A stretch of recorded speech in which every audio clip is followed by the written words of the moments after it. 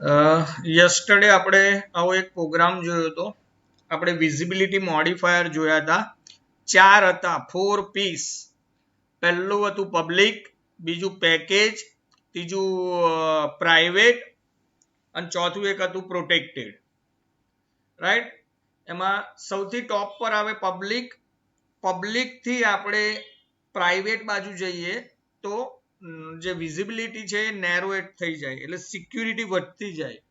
એવું પણ આપણે યસ્ટરડે પ્રોગ્રામ જોયો હતો. આ પ્રોગ્રામમાં આપણે બે વેરિયેબલ ડિક્લેર કર્યા છે રેક્ટેંગલ ક્લાસમાં, લેન્થ અને વિડ્થ, અને એની ડેટા ટાઈપ છે ડબલ, અને એને આપણે પ્રાઇવેટ એક્સેસ આપી દીધો. આ પ્રાઇવેટ એ ડેટા એન્કેપ્સ્યુલેશન ફીચર્સને સપોર્ટ કરે છે. આનો મતલબ એવો થયો કે લેન્થ અને વિડ્થ આ વેરિયેબલનો સ્કોપ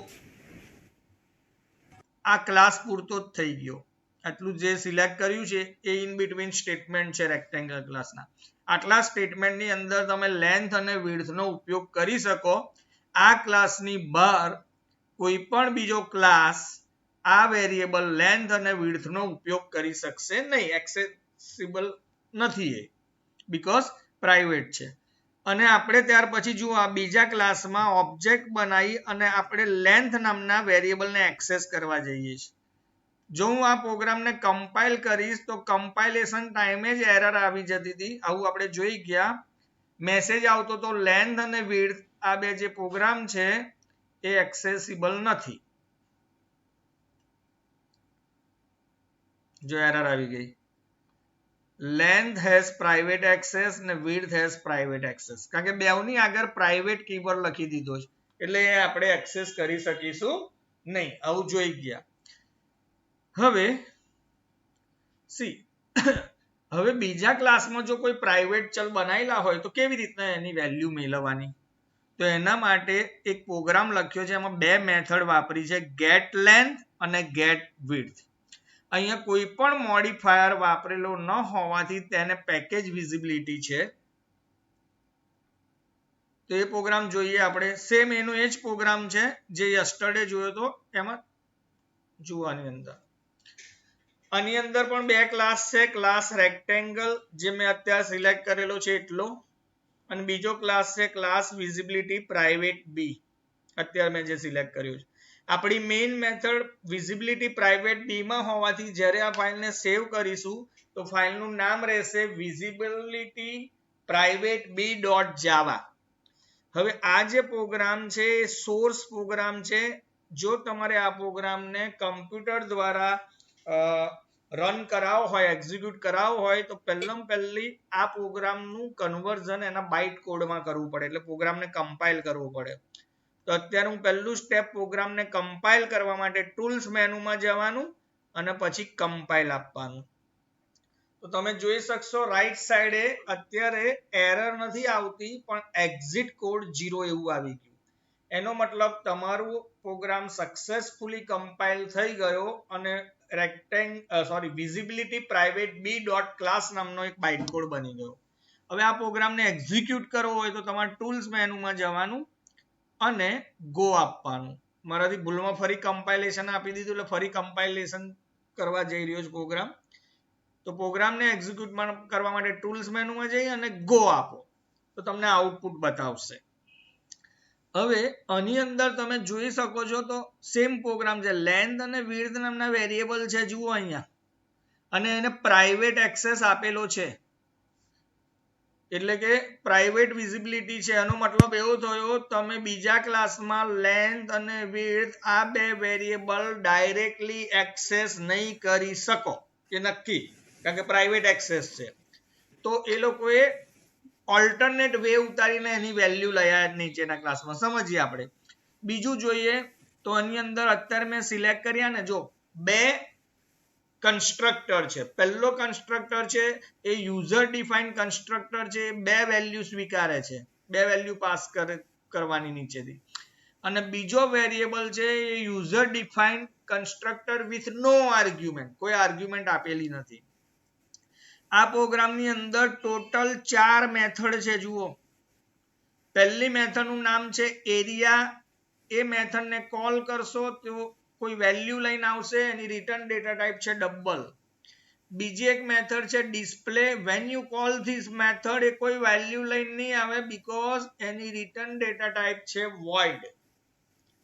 બીજી એક મેથડ છે જો get length નામની, એની રિટર્ન ડેટા ટાઈપ છે ડબલ. એટલે get length નામની મેથડ કોઈ વેલ્યુ લઈને આવશે એની રિટર્ન ડેટા ટાઈપ હશે ડબલ. અને સેમ વે get width ની રિટર્ન ડેટા ટાઈપ છે ડબલ. હવે આનો આ જ પ્રોગ્રામ આપણે જોઈ ગયા. if you want to create object 3 steps are there. Object બનાવવા માટે 3 પગલા છે. પહેલું છે ડિક્લેરેશન, બીજું છે ઇન્સ્ટાન્ટેશન, ત્રીજું છે initialization.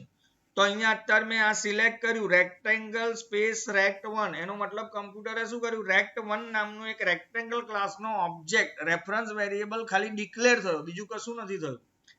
rect1 equal to new લખો તો યસ્ટરડે આપણે જોઈ ગયા ન્યૂ ઓપરેટર શું કરશે, ઓબ્જેક્ટ ક્રિએટ કરશે. એનું કામ શું, તો રેન્ડમ એક્સેસ મેમરીમાં એક હીપ એરિયા આવે, ત્યાં કોઈ જગ્યા રોકશે, એ જગ્યાનું કોઈ સ્પેસિફિક એડ્રેસ હશે, એ એડ્રેસ rect1 નામના વેરિયેબલમાં સ્ટોર કરશે.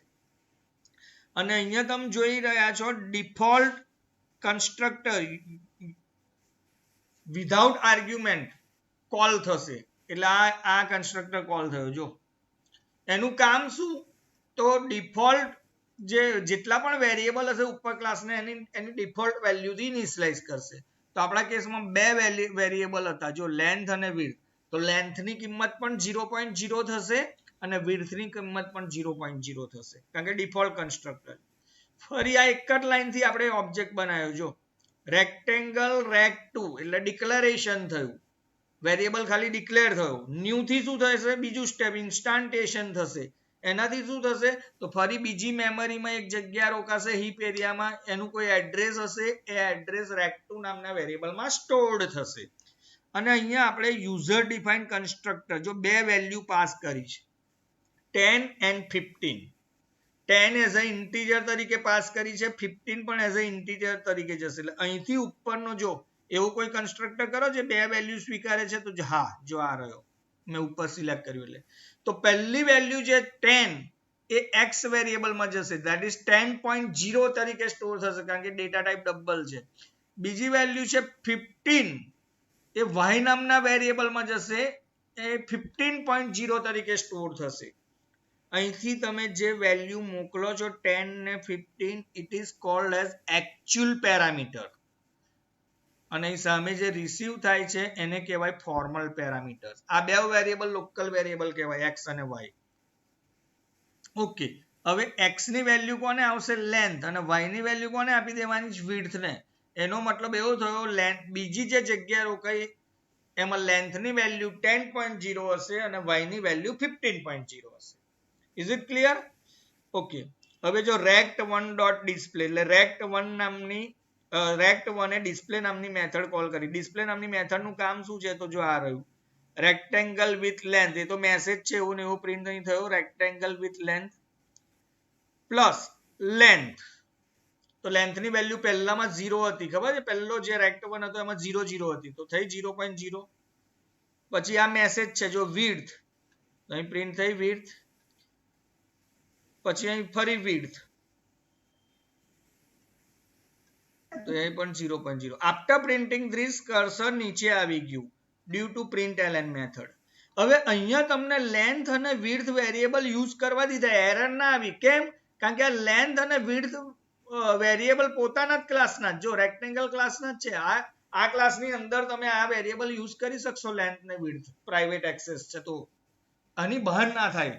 ઓકે, ચલો એનું કામ પતી ગયું એટલે કર્સર નીચે આવી ગયું. ફરી rect2.display, હવે rect2 વાળા મેથડ કોલ કરી, ફરી ઉપર ગયું રેક્ટેંગલ વિથ લેન્થ અને વિડ્થ.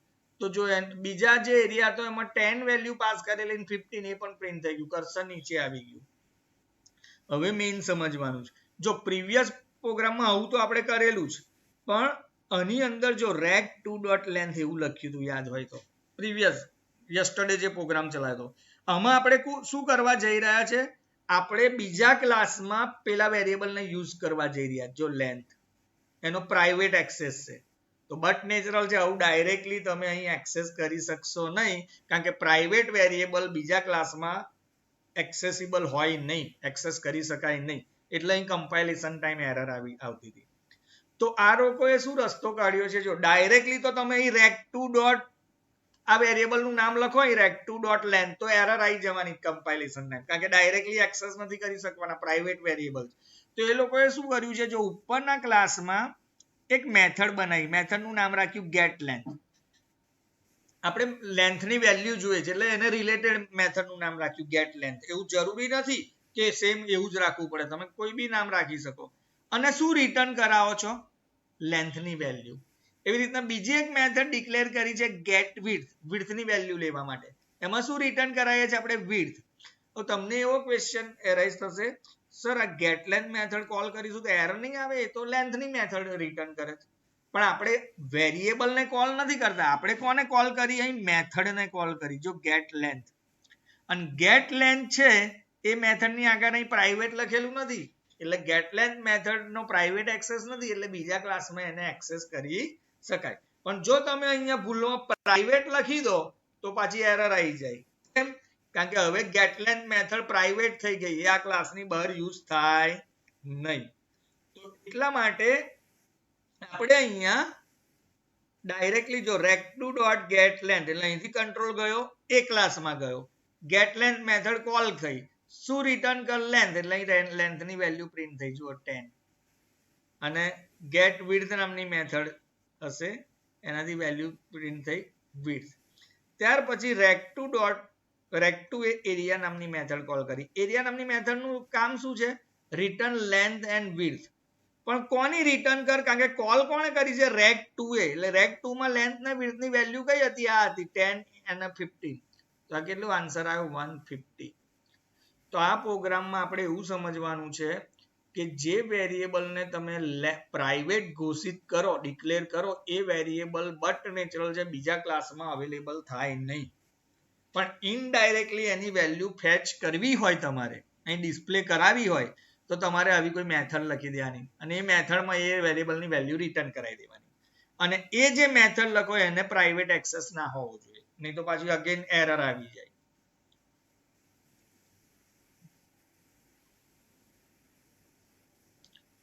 સી એક્સેસર અને મ્યુટેટર મેથડ. જ્યારે આપણે ડેટાને પ્રાઇવેટ ઘોષિત કરીએ તો તેનો એક્સેસ મર્યાદિત કરીએ છીએ, ત્યારે આપણો હેતુ અન્ય ક્લાસની મેથડ વડે તે સીધા એક્સેસ કરવાથી અથવા તેમાં ફેરફાર કરવાથી તેનું રક્ષણ કરવાનો છે. જો આપણે આ ડેટાનો ઉપયોગ અન્ય વ્યક્તિઓ દ્વારા માન્ય રાખતા હોઈએ તો આપણે એક્સેસર મેથડ લખીએ.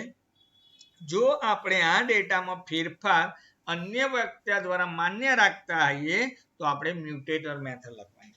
એક્સેસર મેથડ લખીએ તો ખાલી વેલ્યુ નીચે આપણે આવે, પણ આપણે એવું ઈચ્છીએ કે જે વેલ્યુ છે એમાં મોડિફિકેશન થઈ જવા જોઈએ ઉપર, તો એના માટે મ્યુટેટર મેથડ લખવી પડે. એને સેટ મેથડ પણ કહેવાય.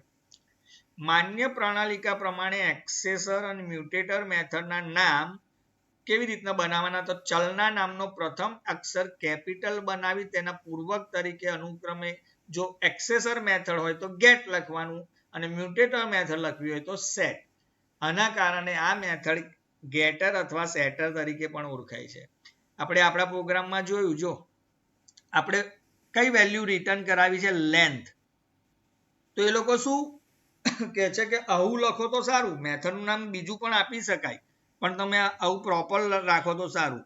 પહેલું લેન્થ ને રિટર્ન કરાવી છે ને, તો લેન્થ નો સ્પેલિંગ શું છે, LENGTH. તો જો અહીંયા LENGTH જ લખ્યો, એનો પહેલો લેટર કેવો કરી દીધો, કેપિટલ કરી દો. અને આ ખાલી વેલ્યુ મેળવવાની છે, એમાં કોઈ મોડિફિકેશન નથી કરવા, એટલે અહીં શું લખી દીધું, ગેટ.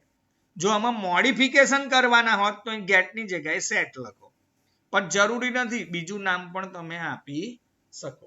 એવી રીતના વિડ્થની વેલ્યુ રિટર્ન કરાવી હતી, તો આ વિડ્થ એ વેરિયેબલનું નામ છે, તો કેવી રીતના લખ્યું, W ને કેપિટલ કરો, એવી રીતના વિડ્થ લખો, રાઈટ. ત્યાર પછી તેને લેવી છે તો શું લખવાનું, ગેટ. જો ચેન્જ કરવી હોત વેલ્યુ, મોડિફાઈ કરવી હોત તો SET સેટ લખો. તેના માટે અને એક્સેસર ને ગેટર અથવા સેટર તરીકે પણ ઓળખાય છે. ઉપરનું તમે નિરીક્ષણ કરશો તો getter method get length and get width મેથડનો ઉપયોગ કર્યો છે. જો આપણે ચલ length નો પ્રકાર બદલીશું તો અન્ય વપરાશકર્તાથી છૂપું રહેશે. જો તમારે setter મેથડ લખ્યું હોય એટલે કે ત્યાં જઈ અને વેલ્યુ કોઈ ચેન્જ કરવી, માની લો 20 વેલ્યુ છે એની 30 વેલ્યુ કરી દેવી છે, તો આવી રીતના લખાય. જો વેલ્યુ કોની ચેન્જ કરવી, લેન્થ ની, તો ગેટ ની જગ્યાએ સેટ આવ્યું, સેટ લેન્થ. આપણે વેલ્યુ માની લો પ્રીવિયસ વેલ્યુ 20 છે, મેં વેલ્યુ અહીંથી 30 નાખવી છે, તો જેવી મેં 30 વેલ્યુ નાખી એ કયા વેરિયેબલમાં સ્ટોર થશે, એલ, અને અંદર શું થઈ જશે, તો એલ ની વોટએવર જે નવી વેલ્યુ મેં નાખી 30 એ કોને આપી દો, લેન્થ ને આપી દો. એટલે લેન્થ ની ઓલ્ડ વેલ્યુ જે 20 હશે એ ઓવરરાઈટ થઈ નવી વેલ્યુ 30 એપ્લાય થઈ જશે. આમાં કોઈ કન્ફ્યુઝન બેટા, ખ્યાલ આવી ગયો આ સ્ટુડન્ટ્સ?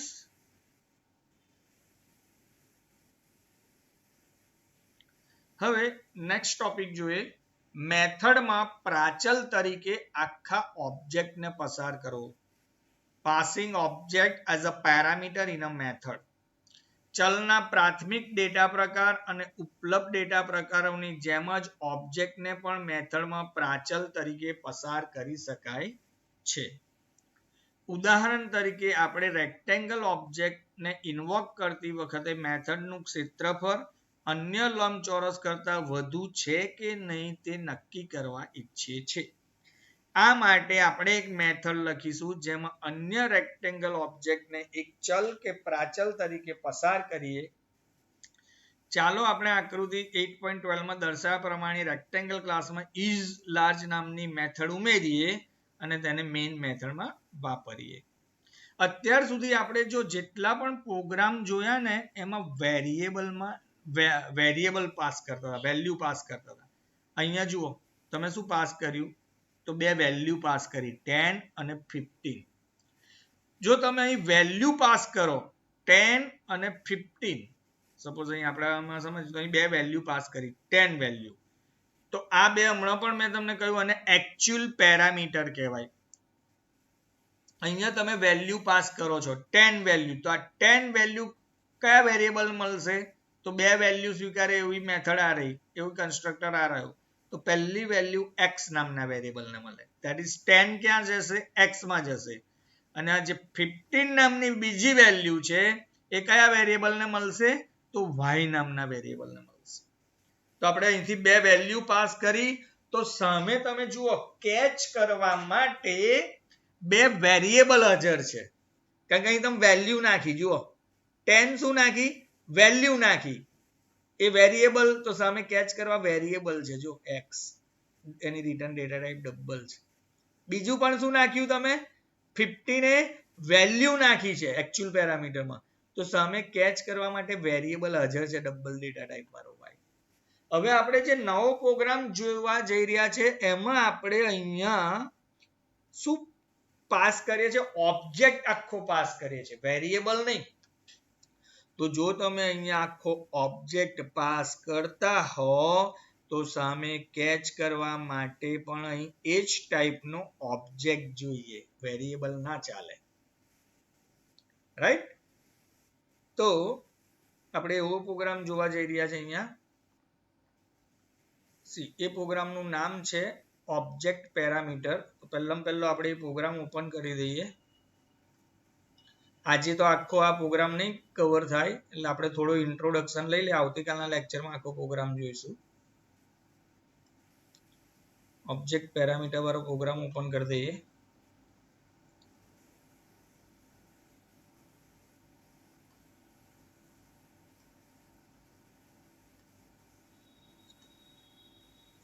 ચલો પહેલા આખો પ્રોગ્રામ સમજીએ. તો પહેલું આપણી પાસે અહીંયા બે ક્લાસ છે. પહેલા ક્લાસનું નામ છે રેક્ટેંગલ, જે મેં અત્યારે સિલેક્ટ કર્યો છે. બીજા ક્લાસનું નામ છે ઓબ્જેક્ટ પેરામીટર સી. તો બે ક્લાસ છે. હવે પહેલા ક્લાસનું નામ રેક્ટેંગલ, બીજા ક્લાસનું નામ ઓબ્જેક્ટ પેરામીટર. તો ફાઇલનું નામ શું રાખવાનું, કારણ કે સરે આપણને શીખવાડ્યું છે કે file name should be a class name. તો અહીંયા તો બે ક્લાસ છે, તો આપણે ફાઇલનું નામ ઓબ્જેક્ટ પેરામીટર ડોટ જાવા આવું રાખીશું. કેમ, કારણ કે ફ્રીક્વન્ટલી હું તમને કહેતો આવ્યો છું કે તમારે ફાઇલનું નામ ભલે તમારા પ્રોગ્રામમાં ગમે તેટલા ક્લાસ હોય પણ જે મેઇન મેથડ છે એ તો ગમે તે એક જ ક્લાસમાં લખવાની હોય, રાઈટ? તો અહીંયા મેઇન જે મેથડ છે આપણે ઓબ્જેક્ટ પેરામીટર ક્લાસમાં લખી છે. એટલે આપણું ફાઇલનું નામ આવશે, તમે અહીં જોઈ શકો છો ટાઇટલ બાર પર, ઓબ્જેક્ટ પેરામીટર ડોટ જાવા. એ આપણી ફાઇલનું નામ છે. હવે પહેલો આ જે પ્રોગ્રામ લખ્યો છે એ પ્રોગ્રામને સોર્સ પ્રોગ્રામ કહેવાય. એનો મતલબ આપણે જાવાની સિન્ટેક્સનો ઉપયોગ કરીને લખેલો પ્રોગ્રામ. કમ્પ્યુટર આ પ્રોગ્રામને ડાયરેક્ટલી એક્ઝિક્યુટ કરી ના શકે. કમ્પ્યુટર ખાલી મશીન લેંગ્વેજ બાઇનરી કોડ સમજે. તો પહેલું આપણે આ પ્રોગ્રામ જે છે સોર્સ પ્રોગ્રામનું એનું કન્વર્ઝન એના ઇક્વિવેલન્ટ બાઇનરી કોડમાં કરવું પડશે. તો એના માટે આપણે આ પ્રોગ્રામને પહેલો કમ્પાઇલ કરવો પડે. કમ્પાઇલ કરવા માટે શું કરવાનું? તો ટૂલ્સ મેનુમાં જવાનું અને પહેલું જ ઓપ્શન છે કમ્પાઇલ. એની શોર્ટકટ કી ઘણીવાર એક્ઝામમાં પૂછાય છે, કંટ્રોલ F7. અત્યારે કમ્પ્યુટર તમારા પ્રોગ્રામને કમ્પાઇલ કરી રહ્યું છે જાવાનું ઇન્ટરપ્રિટર.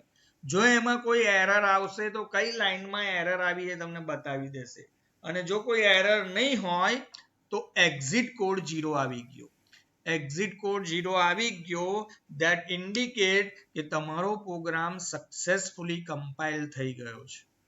હવે અને કમ્પ્યુટરે એક બાઇનરી કોડની ફાઇલ બનાવી દીધી. બોર્ડની એક્ઝામમાં પૂછાશે એ જે ફાઇલ બનાવી એનું એક્સટેન્શન નેમ શું હશે? તો ડોટ ક્લાસ. શું હશે? Dot class. તો આ જે આપણી મેઇન ફાઇલ હતી ઓબ્જેક્ટ પેરામીટર ડોટ જાવા, એ આપણો સોર્સ પ્રોગ્રામ હતો. સક્સેસફુલી કમ્પાઇલેશન પછી કમ્પ્યુટરે એક નવી ફાઇલ બનાવી દીધી હશે બાઇનરી કોડની. એનું નામ હશે ઓબ્જેક્ટ પેરામીટર ડોટ ક્લાસ. હવે બટ નેચરલ છે કે આપણું પ્રોગ્રામનું એક્ઝિક્યુશન હંમેશા ક્યાંથી થવાનું? તો મેઇન મેથડથી સ્ટાર્ટ થશે એક્ઝિક્યુશન આપણું. એ પહેલા આપણે ઉપરના ક્લાસમાં શું છે એ સમજી લઈએ. ચલો, તો પહેલું હું ક્વેશ્ચન પૂછું કે કેટલા વેરિયેબલ ડિક્લેર કરેલા છે ઉપરના ક્લાસમાં? તો જો બે વેરિયેબલ તો પહેલા અહીં દેખાઈ રહ્યા છે, લેન્થ અને વિડ્થ. એની ડેટા ટાઈપ કેવી છે? ડબલ. તો ડબલ ડેટા ટાઈપ વાળા બે વેરિયેબલ ડિક્લેર કરેલા છે, લેન્થ અને વિડ્થ. પછી આ એક્સ અને વાય એ લોકલ વેરિયેબલ છે. કેમ એ લોકલ વેરિયેબલ? કારણ કે કોઈ મેથડની અંદર ડિક્લેર કરેલા છે. જે પણ વેરિયેબલ મેથડની અંદર ડિક્લેર કરેલા હોય એને લોકલ વેરિયેબલ કહેવાય. જે પણ વેરિયેબલ મેથડની બહાર પણ ક્લાસની અંદર ડિક્લેર કર્યા હોય એને ઇન્સ્ટન્સ વેરિયેબલ કહેવાય. અને સેમ કોઈ પણ વેરિયેબલ મેથડની બહાર પણ ક્લાસની અંદર પણ એની આગળ સ્ટેટિક કીવર્ડ લખ્યો હોય તો એને ક્લાસ વેરિયેબલ કહેવામાં આવે છે. તો અહીંયા હું એવું કહી શકું મારી પાસે બે વેરિયેબલ છે, લેન્થ અને width, having data type double. પછી અહીં તમે જોઈ શકો છો બે કન્સ્ટ્રક્ટર છે. જો આ છે user defined constructor with 2 arguments અને બીજો કન્સ્ટ્રક્ટર છે user defined constructor with no argument. Default constructor છે, કોઈ આર્ગ્યુમેન્ટ પાસ કરેલા નથી. ત્યાર પછી અહીં તમે જુઓ એક મેથડ છે જેનું નામ એરિયા છે, એની રિટર્ન ડેટા ટાઈપ ડબલ છે. એ લેન્થ અને વિડ્થ નું મલ્ટિપ્લિકેશન રિટર્ન કરશે. બીજી પણ એક મેથડ છે જેનું નામ છે ડિસ્પ્લે મેથડ, એની રિટર્ન ડેટા ટાઈપ છે void. ધેટ મીન્સ તમે જ્યારે મેથડને કોલ કરશો ત્યારે કોઈ વેલ્યુ રિટર્ન નહીં થાય. બીજી એક મેથડ છે get length જે લેન્થ રિટર્ન કરશે, get width જે width રિટર્ન કરશે. અને બીજી પણ એક મેથડ છે જેનું નામ છે is large. એ મેથડને કોલ કરશો ત્યારે બુલિયન વેલ્યુ રિટર્ન કરશે. Boolean that means either true either false એવી વેલ્યુ રિટર્ન કરશે જ્યારે એ મેથડને કોલ કરશો ત્યારે, રાઈટ? હવે આ બે મેથડ તો એમનેમ જ લખી નાખી. જો એ નહીં લખો તો એ ચાલશે, કારણ કે તમારો જે લેન્થ અને વિડ્થ છે અહીં પ્રાઇવેટ એક્સેસ છે નહીં. જો પ્રાઇવેટ એક્સેસ હોત તો જ એની વેલ્યુ રિટર્ન કરાવતી વખત આપણને જરૂર પડતી મેથડ. આ તો પ્રાઇવેટ એક્સેસ નથી એટલે લેન્થ અને વિડ્થ આ બેની વેલ્યુ તમે ડાયરેક્ટલી પણ અહીં નીચે એક્સેસ કરી શકશો. હવે અહીંયા આપણે જોઈએ તો જો અહીંયા રેક્ટેંગલ ક્લાસનો એક વેરિયેબલ ડિક્લેર કર્યો જેનું નામ છે rect1 equal to new rectangle. અહીં વેલ્યુ પાસ કરી છે 8 અને 20. અહીંયા ફરી રેક્ટેંગલ rect2 નામનો વેરિયેબલ બનાવ્યો છે એમાં વેલ્યુ પાસ કરી છે 10 and 15. Is it clear? હવે સમજવાનું હોય આ બધું આપણે પ્રેક્ટિકલી કાલે ડ્રાય રન કરીને જોઈશું. અહીં MS વર્ડ ની અંદર પેલું ડ્રો કરીને હું સમજાવું છું એ રીતના.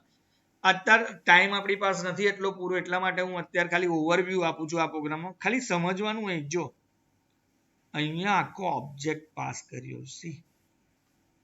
જનરલી કોઈ પણ મેથડ આપણે કોલ કરતા હોઈએ છીએ તો અહીં વેલ્યુ પાસ કરતા હતા ખબર 10, 15 એટલે અહીંથી ઉપર જાય સામે કેચ કરવા માટે વેલ્યુ સામે વેરિયેબલ હોય. અહીંયા તો તમે જે પાસ કરો છો ને એ શું નામ રાખ્યું છે? rect2. rect2 શું છે? વેરિયેબલ છે ના, એ તો ક્લાસ ટાઈપનો રેફરન્સ વેરિયેબલ છે, ઓબ્જેક્ટ છે આખો. સી rect2 આપણે જોઈ ગયા ને ઓબ્જેક્ટ બનાવવાના 3 સ્ટેપ હોય. પહેલું આ ડિક્લેરેશન જુઓ, ત્યાર પછી ન્યૂ ઓપરેટરથી ઇન્સ્ટાન્ટિએશન, અને ત્રીજું આ constructor user define constructor call કરીને ઇનિશિયલાઇઝેશન, ત્રીજું સ્ટેપ. તો આ rect1 અને rect2 શું છે? ઓબ્જેક્ટ છે. તો તમે જુઓ જ્યારે તમે મેથડ કોલ કરો છો ઇઝ લાર્જ ત્યારે શું પાસ કર્યું? તમે આખો ઓબ્જેક્ટ પાસ કરો છો. તો હમણાં જ મેં તમને પ્રીવિયસલી કહ્યું જો તમે અહીં વેલ્યુ પાસ કરો તો સામે કેચ કરવા માટે આ કોણ કેચ કરશે? તો ઇઝ લાર્જ નામની મેથડ. તો આ રહી જો. તો અહીં કેચ કરવા માટે વેરિયેબલ હોવું જોઈએ એવું મેં કહ્યું હતું. જો અહીં તમે વેલ્યુ પાસ કરો છો પણ અહીં તો આપણે શું પાસ કર્યું? ઓબ્જેક્ટ પાસ કર્યો. તો બટ નેચરલ છે એ મેથડમાં સામે કેચ કરવા માટે વેરિયેબલ નહીં ઓબ્જેક્ટ હોવો જોઈએ, એ પણ એ જ ક્લાસનો. જો અહીંયા આપણે આ rect2 છે એ કયા ક્લાસનો ઓબ્જેક્ટ છે? તો રેક્ટેંગલ ક્લાસનો ઓબ્જેક્ટ છે. એ રેક્ટેંગલ ક્લાસનો rect2 ઓબ્જેક્ટ તમે અહીંથી પાસ કર્યો તો સામે કેચ કરવા માટે પણ રેક્ટેંગલ ક્લાસનો જ એક ઓબ્જેક્ટ તૈયાર છે. જો બીજું એક વસ્તુ યાદ રાખવાની, જ્યારે તમે વેલ્યુ પાસ કરો ને તો સામે એ વેલ્યુ જાય વેરિયેબલની અંદર. વેરિયેબલની અંદર શું જાય? એ વેલ્યુ જાય. પણ જ્યારે તમે કોઈ ઓબ્જેક્ટ પાસ કરો ને ત્યારે સામે એ ઓબ્જેક્ટની અંદર એનું એડ્રેસ જાય, વેલ્યુ ના જાય. એ કાલ આપણે ડિટેલમાં સમજીશું. ફરી એકવાર, જ્યારે કોઈ વેલ્યુ પાસ કરો ત્યારે સામેના વેરિયેબલમાં એ વેલ્યુ જાય, પણ વેલ્યુની જગ્યાએ તમે જ્યારે આખો ઓબ્જેક્ટ પાસ કરો તો સામે શું જાય? એનું એડ્રેસ થાય. એનું એડ્રેસ આ rect2 નું એડ્રેસ થાય. rect2 માં શું સ્ટોર હશે? તો એડ્રેસ સ્ટોર હશે. એવું આપણે પહેલા સમજાયું છે. એ એડ્રેસ જશે, વેલ્યુ નહીં જાય. તો અહીંયા આપણે આપણું લેક્ચર એન્ડ કરીએ છીએ બેટા. ખ્યાલ આવી ગયો અહીં સુધીનું દરેકને? વિદ્યાર્થીઓ તો અહીંયા આપણે અહીં લેક્ચર એન્ડ કરી દઈએ છીએ આપણું.